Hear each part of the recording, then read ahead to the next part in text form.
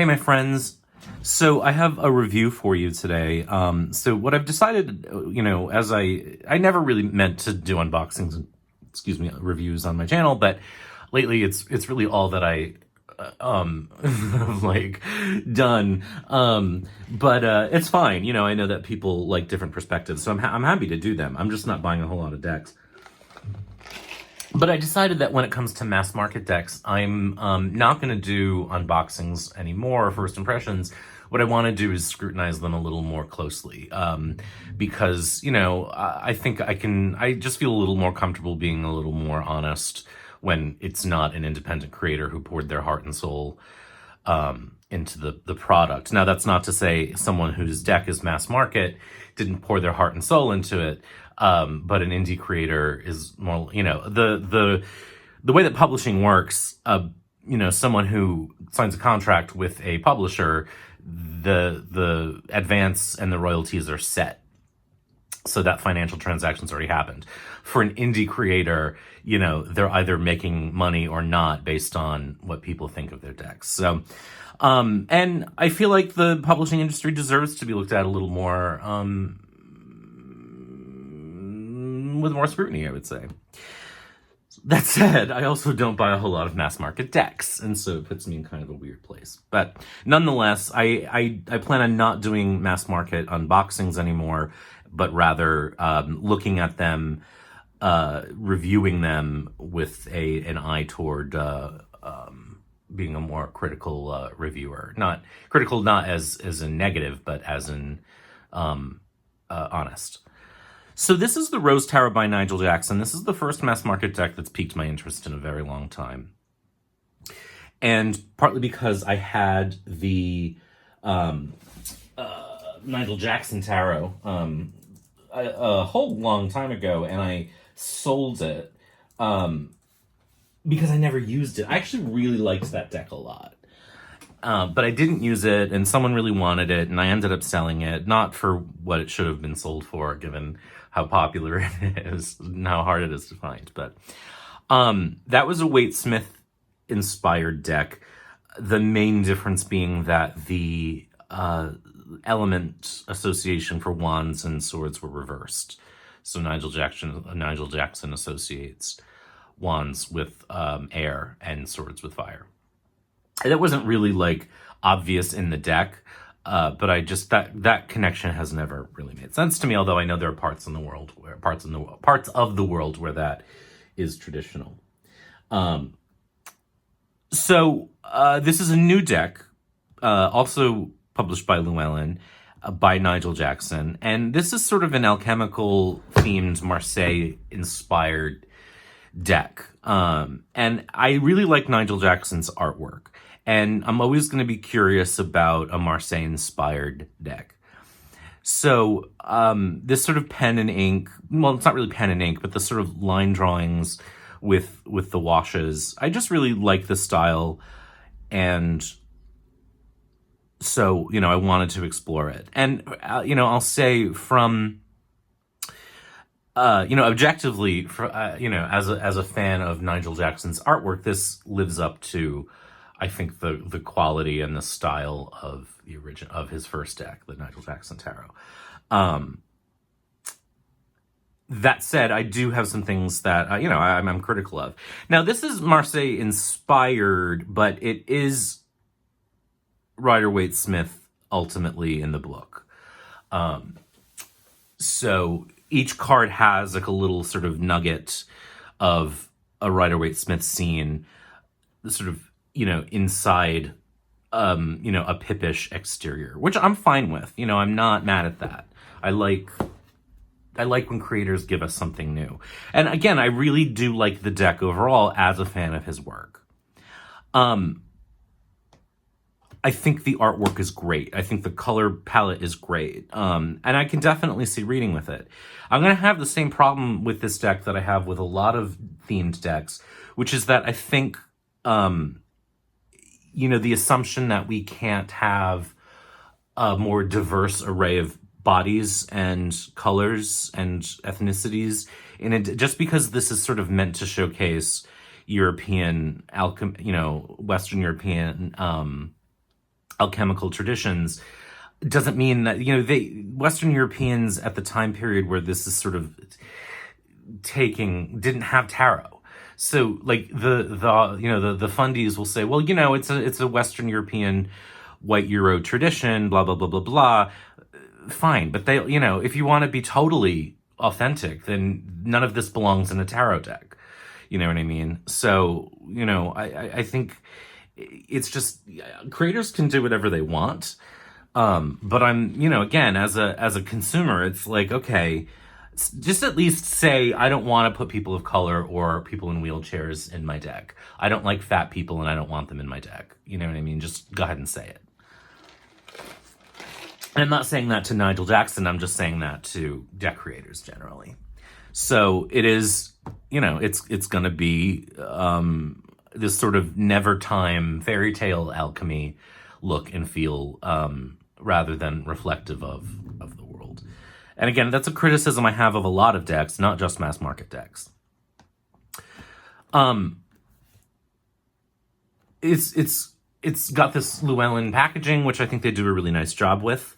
And they're going for this like glossy guidebook, which to me is like an unnecessary luxury.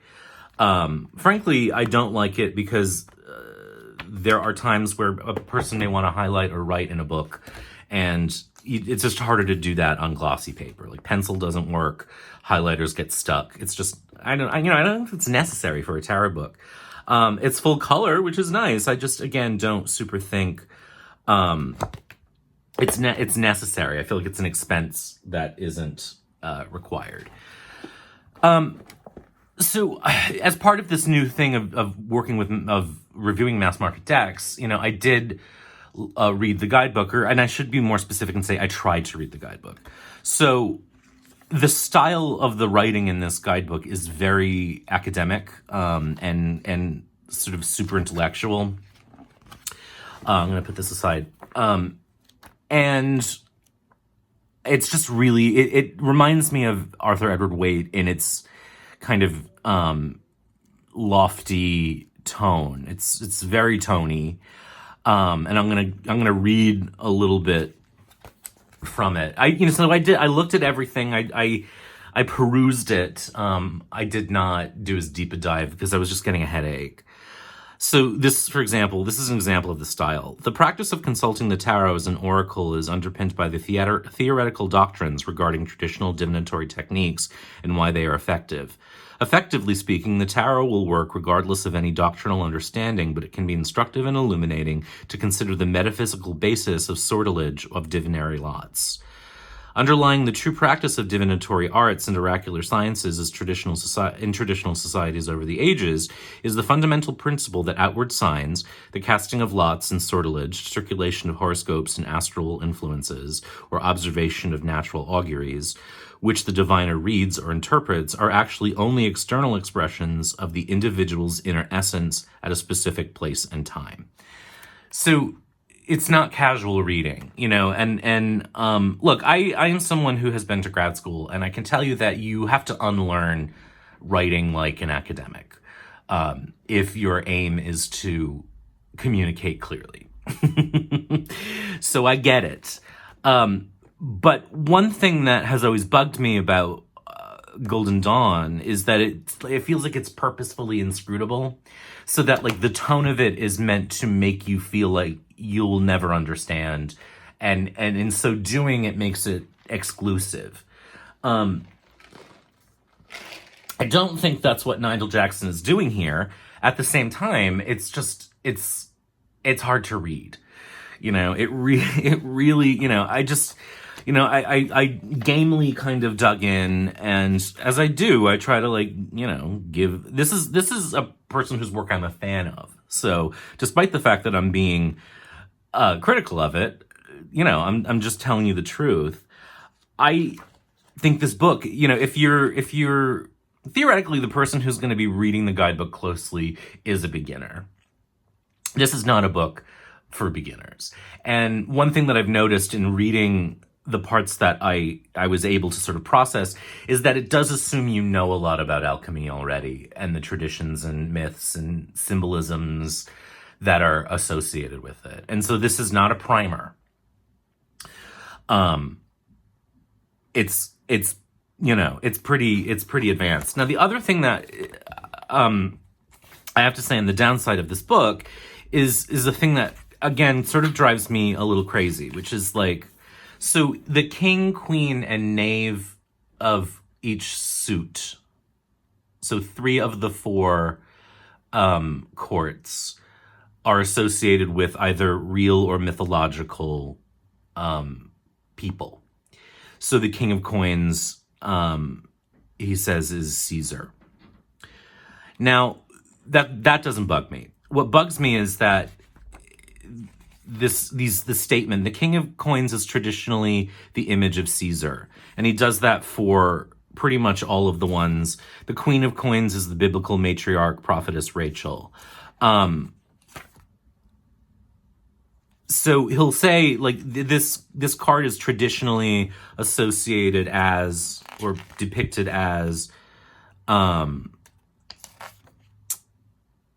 a certain character. The king of batons depicts the world emperor Alexander the Great. So there's this like assumption that there is a tradition of associating these cards with those people. I've been reading a lot about tarot, and that I'm 20 years in. Like, you're gonna have to cite your sources if you're gonna say that a card is traditionally depicted as X, because there's no evidence of that. You know what I mean? And so for a book that has such a Tony academic style, I expect, cite your sources. If you're going to tell a reader this card is traditionally depicted as Alexander the Great, say, well, in whose tradition? So I really do not like the book. I do not find it an easy read, and that's just, again, like, this, that may not bother other people, the thing about, like, this is traditionally associated with blah blah blah blah. It bugs me, though, because it's not traditionally associated with those things. And this is another thing that bugs me about esoteric writing or esoteric approaches, is that there's all this posturing, like, oh, this is traditionally this and this is traditionally that and historically. But that falls into a long line in tarot of someone just saying that without ever having to prove it, And I mean, the Golden Dawn did that all the time, and so did Gay Bellin. He was the person who was like, oh, tarot's Egyptian. So in a weird way, it fits in with tarot's history that someone would just say what they felt like without having to cite their sources. But I don't like that. And I don't think it's necessary, I think it comes out of a thing of like trying to make it seem, mysterious and interconnected, and like it has, tradition and whatnot, but like, it doesn't. So don't say that. You know what I mean? Like, this is your creation. You get to say that I associate Alexander the Great with the King of Pentacles, for example. It doesn't need to be that it's traditionally that way. We don't. Anyway, so like that irritates me, and it makes me. It just makes me question like the authenticity of the knowledge, right? Of what I'm reading. Like, I do think if you're going to take an academic tone, and I think if you're going to say something is traditional, then you should probably explain why and where you got that information. Especially when there's now a dearth of tarot history out there that, can easily prove whether or not that's true. That said, all of those things aside, it's a beautiful deck, and I can absolutely see reading with it. So the back has this Tudor rose situation, which is very pretty, and it features this great artwork by Nigel Jackson. And it is, I really do like the artwork quite a lot. So you can read in each description. I'll give you an example of, where did I put it? Of, how each card gets, each of the majors gets a page or more, and the minors get about 2 paragraphs. But here's an example of the Fool depicts the youthful Christian Rosy Cross setting forth as an errant noble traveler upon the erratic, I can't read. An errant noble traveler upon the initiatic journey to the Orient, the realm of the Orient symbolically understood as the source of light, gnosis, and illumination. He wears a white linen coat with St. Andrew's cross formed by the red ribbon sash across his chest, in the arms of which are 4 heraldic roses. Likewise, 4 red roses are set about the brim of his hat. On the sea behind him, we see an embarking ship sailing to distant domains, epitomizing the voyage of initiation. As he steps forth, roses blossom about his feet, whilst overhead the spiritual sun shines brightly, drawing the wandering fool traveler onwards to the goal of his quest. And then there's another paragraph that goes on. This is a thing that struck me. The titles Lamat and Ilmato are derived from the same etymological roots as Sanskrit madhya, intoxication, madness, stupefaction, and most explicitly wine, signifying divine ecstasy and inspiration. Now, that may well be true. I'm not an etymologist, but I'm just supposed to accept in this publication that that is so. And again, I can go do my research, but if you're going to say that, cite your sources. So that's the book. So the cards are beautiful. I really do like them. I don't think you need all that esoteric stuff in order to read them. The majors are pretty standard issue Waite-Smith symbolism. There's a lot crammed in. But stylistically, this is the thing that brought me to the deck, is that I like the artwork. It has a quality that reminds me of those old sort of, like if you, the opening credits for Bedknobs and Broomsticks, there's that kind of medieval drawing, that the credits overlay, and that I like a lot. It reminds me of that kind of like magical style from that medieval, I guess, period. So artistically, I really like it a lot. I'm being very hard on it again, because I feel like, again, with the mass market decks, I feel like, they can stand up to a little bit more scrutiny. Also, I just don't think it's an excuse that this is a tarot deck to like be able to say things and not back them up with any evidence. You know what I mean? So like that personally I find annoying. Although it is within, again, a larger tradition of tarot. So I don't think that there's anything in the images that's going to make you go, I can't read that. You might benefit from interpretation if you do have some history or some knowledge of alchemy. I don't have much, other than Robert M. Place's books for his alchemical decks, which might be a good jumping off point. And he writes with an easier style to understand. So yeah, I mean, I do artistically really, really like this. And,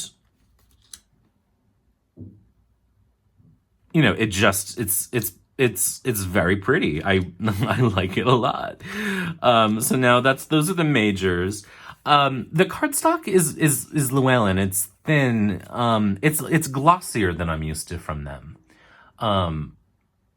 So it is fairly glossy, which is the thing that I was not expecting. So now in the pips, what we're going to get is this sort of mandorla shape, which is that almond shape. And then, with a sort of Rider-Waite-Smith inspired image within, and then the pips around. And again, I don't mind that at all. I think it's charming. You know what I mean?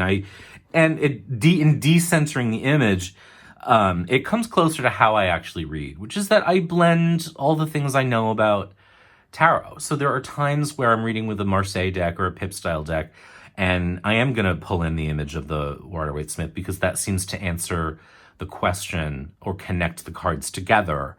And sometimes I'll use the numerology too, and there are times where I'm reading a Rider-Waite-Smith deck and I'm not using the picture at all. So I don't mind this one bit. I think it's sort of a nice blend. And that's the thing I really like about this deck. And I'm being very hard on it, but the thing is that I really like the deck itself. And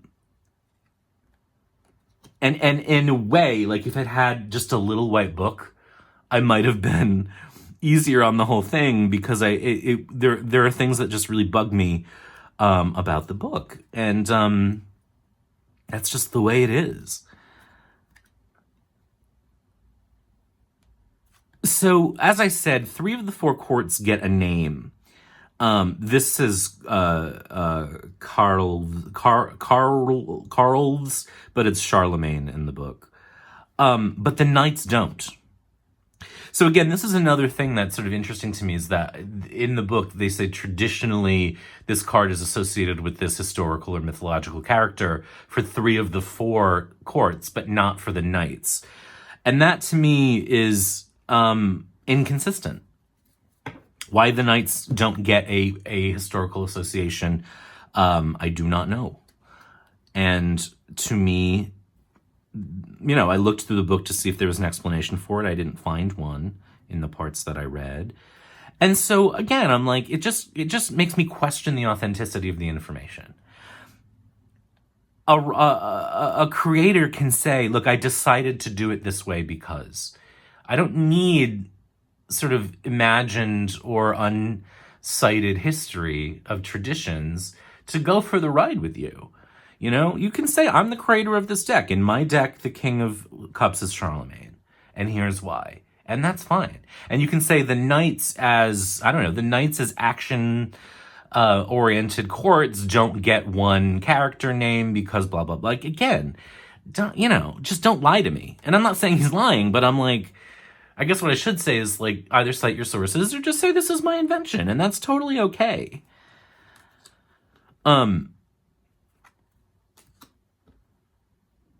This reminds me of Icarus, which I would imagine is what is being depicted here. Let's see. This is the 5 of Swords.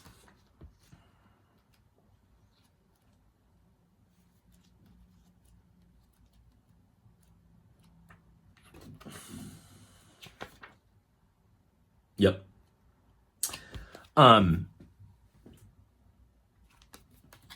So the image, as I said, the images within the little mandorla are very, very Rider-Waite-Smith in many cases. This maybe not so much.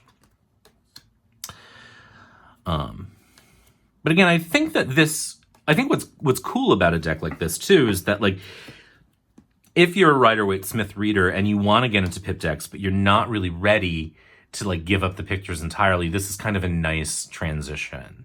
The Wild Unknown was in a way that transitional deck for me. This is King David. Again, I think from a historical standpoint, we know King David would not be a white European king. So again, you know what I'm going to say.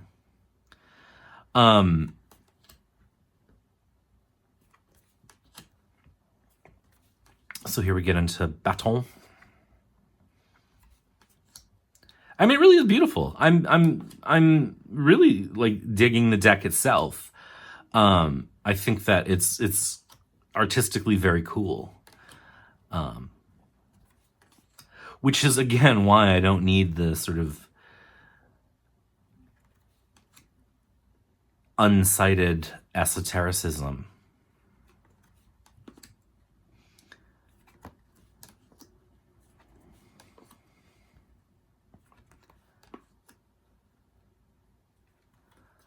And then finally we get into coins.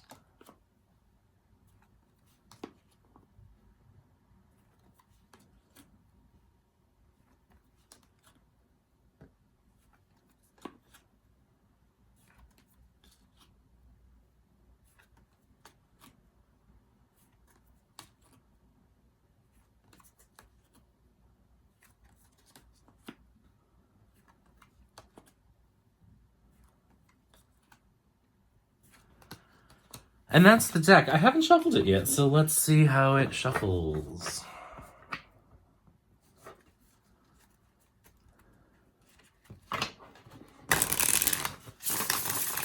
Really nicely. I was worried that it wouldn't because of the slippy quality of the lamination, but actually it shuffles really nicely, and I think Llewellyn decks tend to.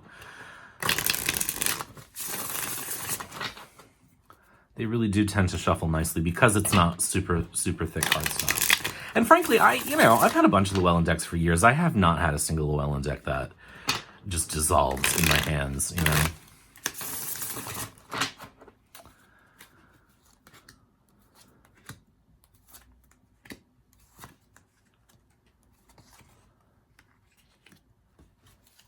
So there you have it, folks. That's my review of the Rose Tarot by Nigel Jackson. I like the deck itself a lot. I have some problems with it. I don't like the book really very much at all. But I'm obviously not the audience for it either. And that's another thing you have to take in mind. So there you have it. Hope this was interesting and helpful. I actually really do like the deck, despite all of that. But again, expect more of this from me when it comes to mass market decks. Hope you're well, be good, and talk soon.